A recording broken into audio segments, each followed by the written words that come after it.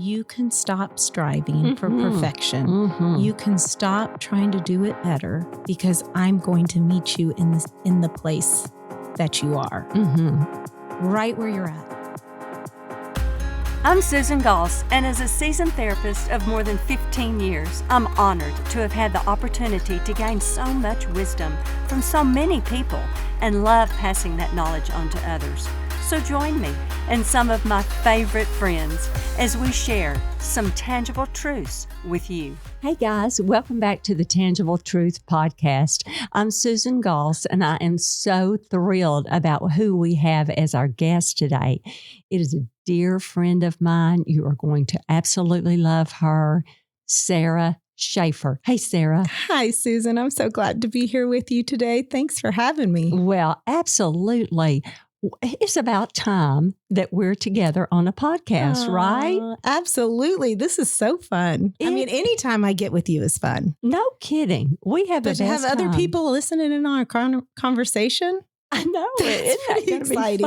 It is going to be so much fun and also serious, meaningful, impactful, just like every time we're together. I just love spending time with you, Sarah. So honestly, I'm very glad that you said yes when asked to do the podcast. So we have been talking, Sarah, about family of origin. And I thought this would be, wrapping up the last 2 weeks in March, it would be great to talk about a very important topic. Jesus says it's the most important topic is love. So we're going to jump right on in. You're a therapist. Why don't you tell people what you do? Tell us a little bit about Sarah before we jump in. Yes. So I am a therapist. I am a wife to Abel Schafer, a mom to 5 kiddos, Ellie, John Edgar, Joshua, Stephen, and Anna. And then I'm a therapist at Fellowship Bible Church at their counseling and care center. Great. And the age range of those 5 kids? I have a 22-year-old daughter down to a 13-year-old daughter. There you go. So you've been a busy girl. I have been a busy girl. It is busy in my home and outside of my home. Yeah. It's busy everywhere. That's exactly right. You've got a lot of life experience. And so I think that's also very good. And it's also helped with counseling, hasn't it? Absolutely. Absolutely. When I first started counseling, I thought, wow, the life experience I've had certainly has helped with this profession. Yes. My kids and my husband give me a place to practice the things that I talk about all the time. Oh, that's a good word. So anyway, I think the topic of love is what we're going to end the month of March talking about, and how family of origin, how love has impacted us, the definition of what love might have meant to us, like how I perceived the word love growing up. Now, this may be what we're going to be talking about, how we perceived love growing up personally, but as 2 therapists, how we see that unfold in our sessions. So that's kind of twofold, right? Yeah. How we personally received love, and then also how we see it impacted every day in session work. So we can kind of go back and forth. We can shift, I personally, and then what I see in session, Sarah. So I don't know if you want to start that conversation. When you talk about that, it makes me think, I go back to even Genesis 3 when I think about the fall and I think about in the garden, Eve had taken the fruit, Adam had taken the fruit. God comes into the garden and says, "Where are you?" And they're hidden. And I think about the disconnection that took place that day in the garden. Disconnection from God, disconnection in relationships, disconnection from self, shame came in, disconnection from work. But I think that disconnection in relationships plays out in the way we love each other quite frequently, right? So love on this side of eternity isn't always, it's not always easy. It's not always clean. It's complex. It is very It can complex. be messy because we're broken people. And so I think that just popped into my mind as we're talking about love, that because of the fall, we're disconnected from each other. And it takes a lot of work to love each other. It takes a lot of work to be present for each other and to care for each other well. Yes, 100%. I'm glad you started with that, because what love looks like, it looks very different to everyone. Love is, you know what came to my mind? I'm laughing because I'm thinking of the song, Love is a Many Splendored Thing. I want to break out in song. Go for it. Sing for us, Love Susan. is a many splendored. I want to break out in song all of a sudden. But it is a many splendored thing for sure. But it's also a very complicated thing. Love doesn't look the same to you as it does to me. Love is very individualized to so many different people based on how we were raised, quite frankly. Yeah. So for me, I'll start. I was raised with a performance-based love. I didn't know to call it that, Sarah, growing up as a little girl. Who would call it that? Growing up, you don't know. Now that as I grew up as an adult, I know to call it that now. But I will tell you, when I met Jesus and I learned of his love, it was like, say what? I don't have to do this to receive that love. I don't have to do anything to prove, I don't have to earn anything for Jesus. I was all in a heartbeat. I started talking about Jesus, loving Jesus, accepting Christ, as a 8-year-old girl. And I haven't stopped talking about him since. And now have I had to grow in that person? Absolutely. I grow, and it's been a complicated, it's intentional. That's also complicated, as you well know, not in a bad way complicated, but in a growth process of who are you trying to please, God or man? Yeah. Yeah. But performance-based love is very difficult because you're raised in you need to be perfect, and no one's perfect. No one's perfect. And Christ says, no, you don't have to be perfect. Yeah. I receive you just the way you are. How much do you think personality plays into that? Tons. With our, because I'm a recovering perfectionist as well. Well, look at us. Firstborn daughter. Look at us. And high achiever. And if you tell me the rules, I would outperform anybody on the rules and do everything I needed to do to try to attain perfection. I think that you and I are out of the same cloth, because all you have to do is dangle a carrot out of me, in front of me. I'll outwork you. Yep. I'll outdo that's what I've had to overcome. Yes. I will say that. Yes. But I'm the same, out of the same cloth. I think personality, relational style, however you want to identify that word, plays so much into it. And maybe even how we're interpreting the family of origin. Exactly. Where I believe now that I'm an adult, my mother and father did the very best they possibly could, because my mother and daddy loved me. Absolutely. So well, the best they could. Yeah. That's how they were raised. Yes. Now that I know their family of origin, that's how they were raised. That's how they raised me, on down the road. They did the best they could. Now, I want to put a reframe to it. I'm so glad now I can appreciate what God, what man might have intended, which they did not do it purposely. God created for good, because the difference of God is where I learned grace. That's where I learned, because there is a difference between how I was raised and how God's love shows up. Absolutely. There was a huge difference. Yes. And so the reframe is, I'm so grateful because I see the difference. Yes. I can minister to people so much differently, because when I receive God's grace, God's love, you understand, if you're if you were raised in the perfectionist as well, absolutely, then the reframe is so beautiful. Well, I think what Jesus does for us is he says, you can't do it on your own. No. You can't attain what you need to attain, which is salvation from your sins. Right. You need me. Absolutely. And it's okay. He's okay with us needing him. That's right. And so I better get comfortable with the imperfection of my life and the brokenness of my life and my need for Jesus. And totally depend on him. Yes. For the love, the true love of my life. In Scripture, he calls it in Revelation, first love. What's your first love? Yes. And Revelation. And that love changes you. That love changes when I am okay to be broken.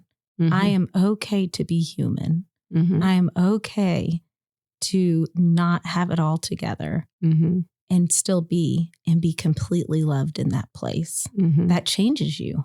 Completely. He's, in circle talk, I call it, he's the heart changer. And he truly is. Yes. Again, we call it as therapists. Let's tell the listeners that we use that term, reframe, a lot with our clients. Yeah. And it's not a made up reframe. It's real. Yeah. It's real. When you find Christ, love, it is the reframe. It's the reframe of you can stop striving for perfection. You can stop trying to do it better, and you can just be, because I'm going to meet you in the place that you are, right where you're at, without getting any better, without being perfect, without attaining whatever it is you're striving for. I'm going to meet you right there. And it's dependent on him meeting us, not us achieving. Amen. It changes it. It changes the trajectory. Yeah, because we're not in the hamster wheel. Yeah. You know that. Yeah. And that perfectionism, that high achieving or performance-based love keeps you on the hamster wheel. Yeah. And again, I'm going to go back and say it's not, and this is through, I'm sure you've been in therapy yourself. Absolutely. And as have I. And through God's grace and God's love and therapy for both of us. So listeners, therapists, go to therapy too. Absolutely. Can I tell you what my dad said? What? He said there's two types of people in this world. Those that go to counseling and those that need to go to counseling. Way to go, Dad. So go to counseling. Yeah, go to counseling. Go to counseling. That's true. Well, I think everybody should have an assigned appointment every Wednesday at 1. Yeah, tune-up. Somebody called me today, actually, and just said, we need a tune-up. I said, I love that. That's great. It's, what was I saying? You were saying. Oh, gosh, this is live, y'all. You were saying that we all need to go to counseling, that counselors go to counseling, that I've been to counseling. So growing up, I struggled. I did not, I think the 80s and 90s were a lot about behavior modification. Oh, that was the focus of Christian parenting in the 80s and 90s. And my parents were amazing. They loved Jesus. They were in ministry. They were unbelievable, but I don't know that we knew how to talk about some of those really painful things. And so you have these experiences and you just kind of push them out of the way, but they don't really, I always say in the counseling office, any emotion that's buried is buried alive. Yes. It comes back with a vengeance. And so you push those emotions down and they're going to come out in wrong ways. Yes. And mine came out as an eating disorder. So I developed an eating disorder when I was 16, struggled with my eating disorder from the time I was 16 till about 21. And then I went to counseling for my eating disorder. And that was profound for me to step into that counseling office and to understand what we were talking about earlier, that it was okay. My brokenness was okay. My hard emotions were okay. They were actually a place that I could connect with the Lord over and connect with other people. And come to find out, my parents really wanted to hear about some of that stuff that I had been through. Right. But I think we don't know what we don't know. I say that all the time, all the time. You don't know what you don't know. So that's a very important piece. That was an important piece of your journey to go, to share, and then share with your mom and dad. Yeah. My dad he would drive me to counseling every week and drive me home. And it was about an hour there and an hour back and would sit and listen to me cry on the way back. And that reframed it. That reframed even my connection. That drive there and back with my dad was significant. Well, of course it did. And it took our relationship to a deeper level. Secure attachment that we talk about, that really did it. I can see that 100%. And again, I think where I was headed even a while ago, and now that you brought that up, it's a wonderful example. Our parents, specifically yours and mine, they did the very best they could at the time. And we're calling what we had a lot of performance-based love, but they did, again, there's no blame. Although during our teenage years, we might have tried to, but it's not a finger pointing. And that's because of Jesus. Once you learn of the grace of Jesus, and what we find so much in our session work, if you can do an individual work between you and God, that finger pointing and blame, when he changes your heart, that goes away. Have you found that in your session work? Absolutely. And that's when true healing does begin. Absolutely. Because then we work a lot on forgiveness work, which healing begins with forgiveness work. Of course, that's other podcast when you talk about forgiveness, because we can talk about forgiveness a lot, but that is when it does. Yeah. Yeah. I mean, I think sometimes the most important step is just putting words to what you experienced. Yes. And as you put words to what you experienced, it gets a little clearer on maybe something that you held your parent responsible for. Maybe it wasn't as clear as what you once thought when you were 16, 17, 18 years old. And you can kind of step back from that and go, oh, it was way more complex than what I was seeing as a teenager. Yeah. Yeah. So what we're going to be able to talk about, Sarah, on the next podcast is what God says love truly is. Straight out of his word. I love that. Well, I love it too, because he has a lot to say about love. He has a lot to say about love. And there's scriptures, some of them we have memorized because we hide them in our heart. We have to remind ourselves of them every day. Just because we have them memorized doesn't mean we act on them. Yeah. So I don't want the listeners to think, oh, well, they're scriptures. We should act on them. But that's why it is always intentional. Every aspect of this is intentional, because what I do have memorized that I remind myself all the time in Galatians 5:16, it says, walk by the Spirit, or you will carry out the desires of the flesh. It says, or you will. And so our spirit is bent away from God, it says in Hosea. And it tells us that reminder in Galatians. That's why this is so intentional. God is love, and we have Christ, you and I, living inside of us, but it's an intentional work for that to happen every single day. Absolutely. And there's so many things fighting against it in our world that are trying to pull our heart away from that. It is. So purity of love. It is. That's why I'm not just easily saying God is love and then act on it. This is an intentional. Oh, it's a battle. It's a battle. Oh. So, listeners, you don't want to miss the next episode. Hear all about God's love. Thank you for listening. We love you. Bye-bye.